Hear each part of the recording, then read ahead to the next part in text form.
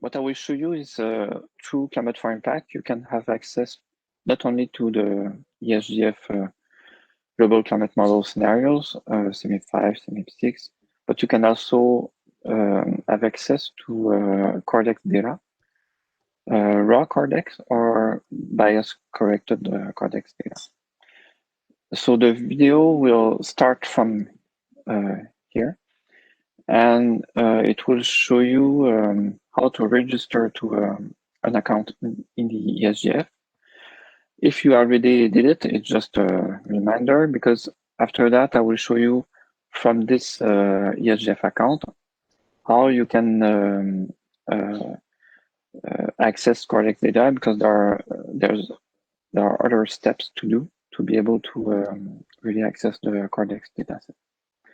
So I will stop sharing this browser, and I will share my video.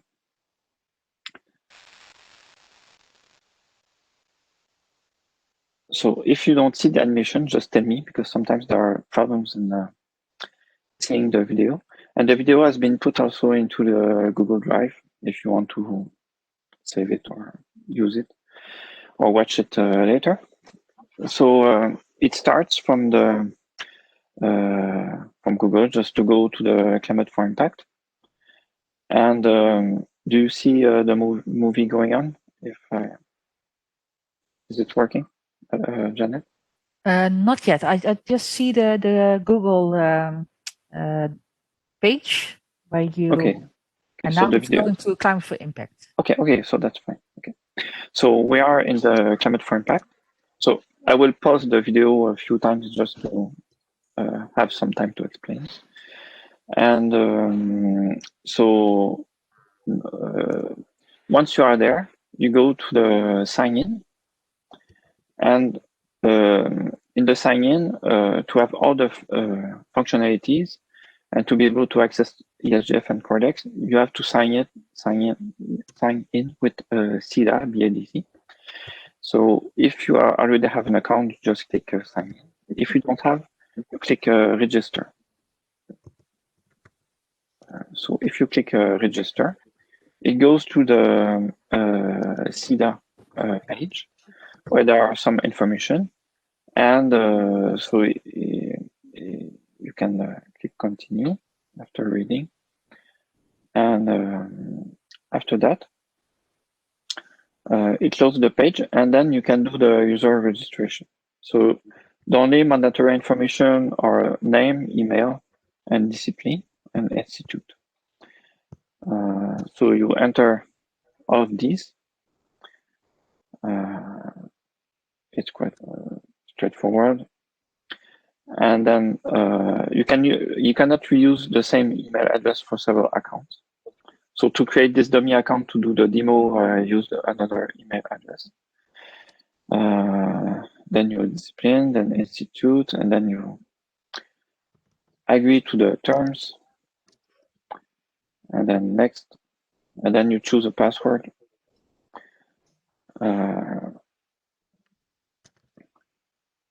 There are some rules for the password, so just above you have the instructions. So be sure to respect those rules. Then once you have that, your registration is complete. So the account has been created already. You don't go to register for resources, because this is only for if you would have access to resources at CIDA. So this is not your case. So you just click login into my CIDA. So once you do that, you get into a login page. So you just re-enter your username and your password. Once you do that, you sign in.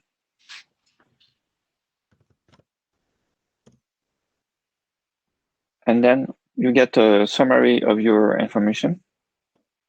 So you don't have data sets and services or requested data, because this is for specific CIDA. But you have your open ID at the bottom, And this is the important part to know. Okay, so your account is created, it is active. Then you can go back to Climate4Impact. So there's no link to go back there, so you need to go back manually. Then you go back, then you can click sign in. Then at this time, you can click sign in button and then your username and password again. So you allow the certificate. And then you have a summary. Your email is not, it said null, but it's still working. You have your OpenID, which is written there. And then you have credentials. And then to get access to Cordex, you need to try to access Cordex data. So then at that time, it will ask you to register to the group. So in the main data discovery and search, in the project facet, I select, for example, Cordex adjust in the section. So when I do that, I have a Cordex adjust in the list. So I just click the arrow to open up the data set. And in this data set, there's one file that I can view or download. And so if I click download, it will say that I don't have the right to do that. And it will, so I click download. So it asks me to log in to see that again. And then I must click, I can remember this decision for the session and click yes to pass my OpenID to the data node. So I click yes. And then it's trying to access this data. So I don't have, it says group registration request because I'm not in the group that can access this Cordex adjust dataset. So it says to obtain access to this data, I must register with one of the following groups, either research or commercial purposes. Of course, this is a research for our case. So I need to click register for the Cordex research group, if this is the case for me. So click register. And I need to read and agree to the terms of use to be sure that I'm using it properly. And then after that, I have access to my original request, which was to download the dataset. So now, after that point, my OpenID will always have access to the Cordex data. So I can click, for example, in the Climate4Impact Portal, I can click View to have a quick look on the dataset, see the metadata and so on. So I have now have access to my to the Cordex data. So this is how I initially register to ESGF and then register to the Cordex group. And so from that point, I can access Cordex data either on ESGF data nodes or other platforms, and also including Climate4Impact. So now we will talk about the IC-Clim, which is an open source software. It's a software written in Python, and it is open source. It has been developed within the IS-ENES project. And it's a software to calculate climate indices and climate indicators, and also simple statistics. It has been integrated into the Climate4Impact, so C4I, and it has been used also in some other projects. So I will go to next slide. So if you don't see it, tell me. So you already know about the Climate4Impact. So this is the operational version of the Climate4Impact. So it is a version that has been developed since the last 10 years, roughly. And it is in the process of being completely rewritten. And Christian, we didn't hear the last half minute from you. Oh, okay. At least I didn't. Okay, so well, I did actually. Okay, sorry. Okay. Problems with my connection. Okay, so this is the operational version of the portal that you can access right now. The new version is still not available, but Alessandro will talk more about it after me. So just a really short summary of the current operational version. So it's a platform for researchers to explore climate data and perform analysis. So it is built on top of the ESGF infrastructure. And it connects to the ESGF web services, so the search of the ESGF infrastructure, the catalogs, the security aspects for the login. So it gives you access to all data that is on the ESGF data node, so CMIPS5, CMIPS6, Cordex, and other MIPS and other datasets that are available.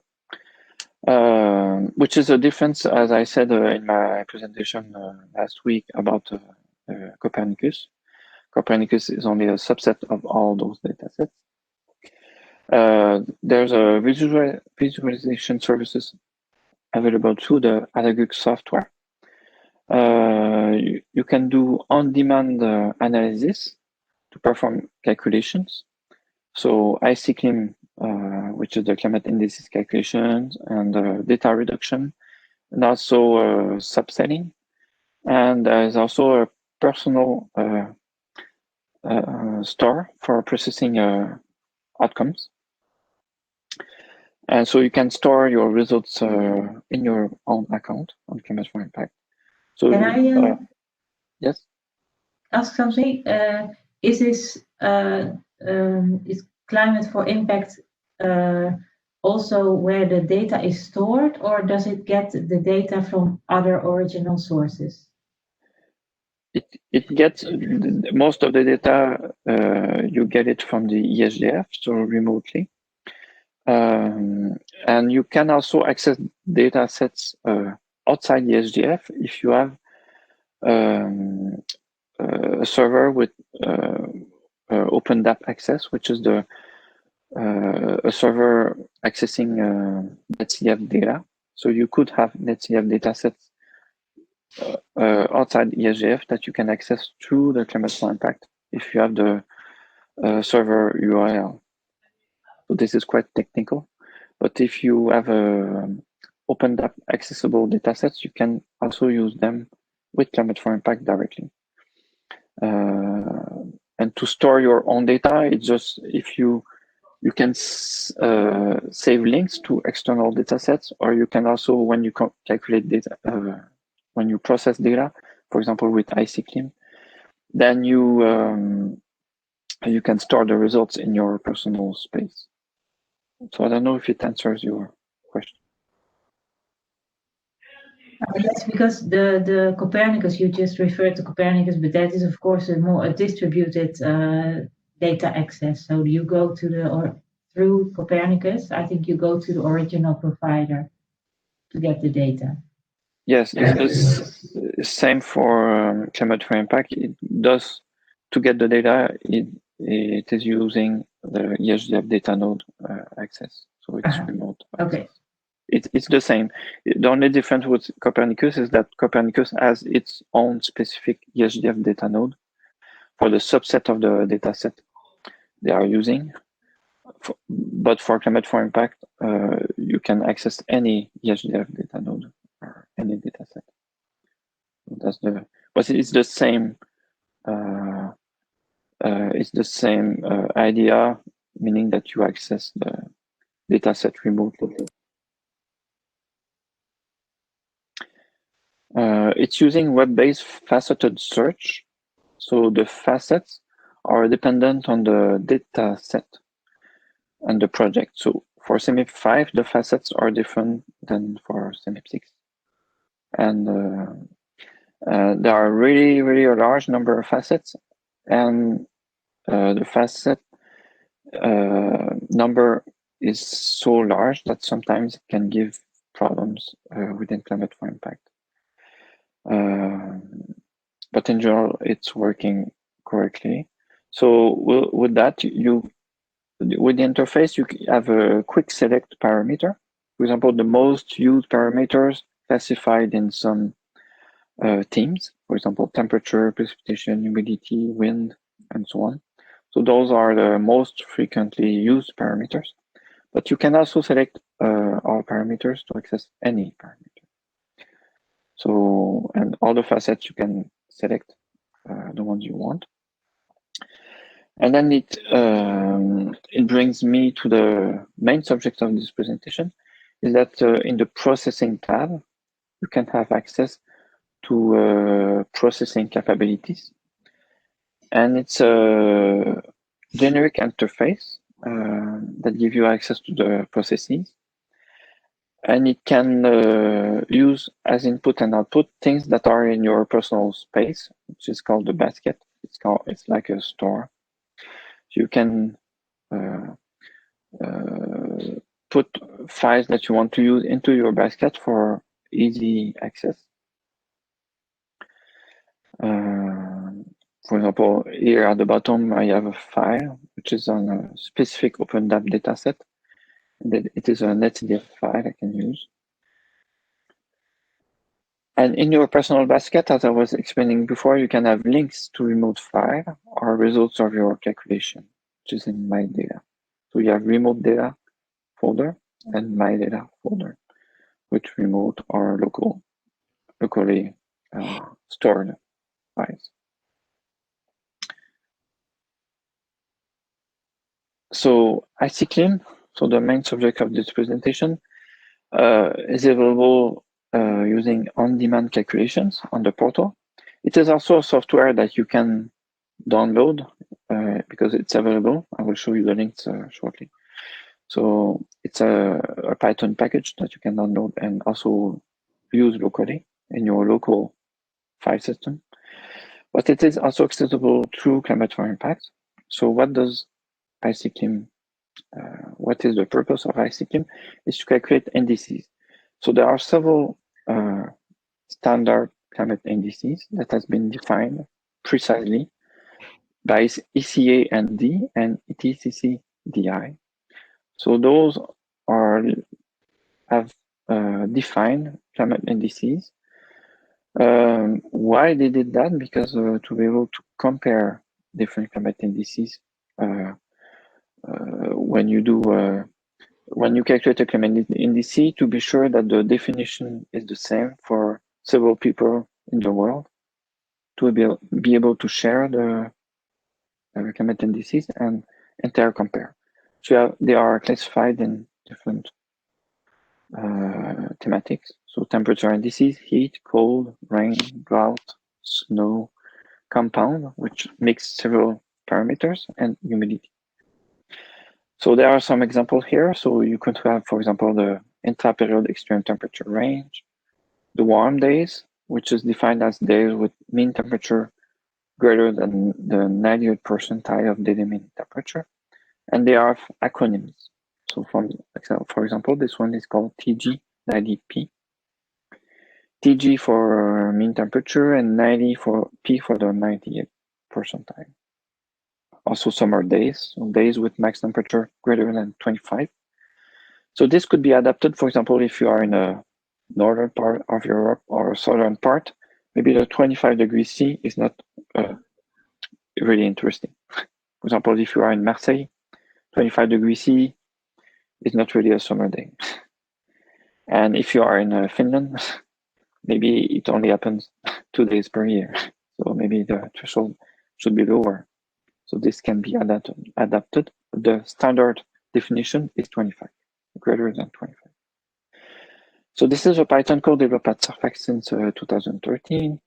It's generic and modular, and for optimization, most of the backend functions are written in the C language.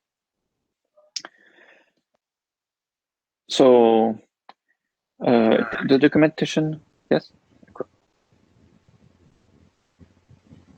Someone wanted to ask a question, or no? It was just No, I don't think so. Okay. Just continue. So the documentation is available there. It's a dynamic documentation, so it is a documentation that is generated from the source code. It's in read the docs. The source code is available on GitHub, and the current release, the latest release is 4.2.14, which is available there. So the main function is ICClim.ndc, and you have a large number of parameters, they are all written here. There's a package in R, but I'm answering to the question, but it's not related to ICClim. It has been developed separately by another institute based on the Fortran program. And they also implement NDCs in climate NDCs, but in R. But this is a completely different package. But this is available. I don't see the whole question because I'm sharing my screen. The arguments, I will go to the most important ones if I have time. So it's 9:57. Janet, do I have time to go? Yes, I think so. Okay. So before going there, I will just show you a summary of the NDC. So this is a short table. On the left, you have the NDC. On the right, you have the variable it is, or the parameter that it is based on. So, for example, with using the daily mean temperature, you have all those NDCs to the left. So TG, GD4, FD917, and those definitions of those NDCs, you can find them in the ECAD or ETCCDI documentation. In the ICClim documentation, you don't have all those definitions, but you have many examples that we will go through a little bit. So if you see in the list, you have SU. We have talked about it. It is based on the daily max temperature. And sometimes you have compound indices, the last ones, where you combine the daily mean temperature and the daily precipitation. Those are specific indices. So this is what the screenshot came from that screen. So you have all the parameters listed, but they are all explained here. And so the NDC name is the short name of the NDC. For example, summer day is SU. So I have seen a question in the chat about the growing period. Yes, it is one of the NDC. And I will show you later the NDC available.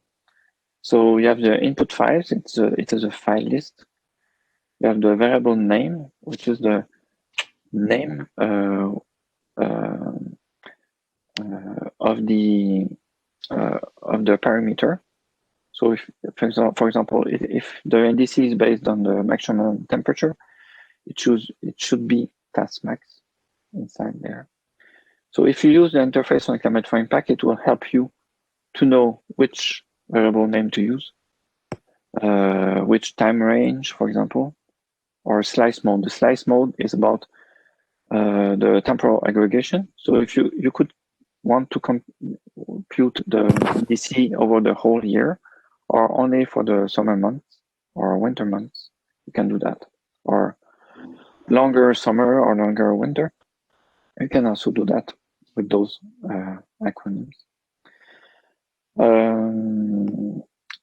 By default, it's a monthly value. And then you have other parameters. Maybe the one interesting is a base period, which is used for the quantize are the percentiles NDC, because they are based on the reference period, and this is the base period here. You also have specific options for the leap years, and you have the, maybe what is interesting is the output file, that will be stored in your personal use space if you use it on the ICT. If you go Christian, further, yes? there's a question from Arun. Yes. Oh no, Dejan. He asked whether there's also an index length of growing period available. Yes, if you scroll down, so you see example here for the slice, how to use it, how to use this parameter, how to use the threshold. If you want to change, for example, the summer days threshold I was talking about with the 25C, yes, you can change. You can also have a range of threshold, which can be interesting. So I won't go through all the parameters, so you can take a look. You can also write custom indices with your own function using those operators. So it's a bit, I don't have time to explain this here, but you have the information in the documentation here, how to use it. And then you have examples on how to use this user NDC to build your own climate indicator. And some indicators in ICClim are using this user NDC. And there you have examples on how to use it in Python. So this is an example on how to use it for the SU NDC, the file names and the time range. And then you have examples for most of the NDCs. For the growing period, I don't recall what is the acronym.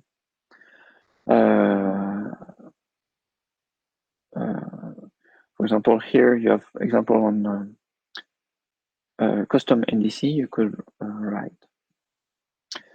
So it's very flexible, and you have really a large number of examples that you can try yourself, either using Climate4Impact or either using your own Python code. And then you have here all the standard functions that are used, in fact. So I won't go through all of that. For the growing, I don't see it right now, but I will need to check to answer your question. I don't know.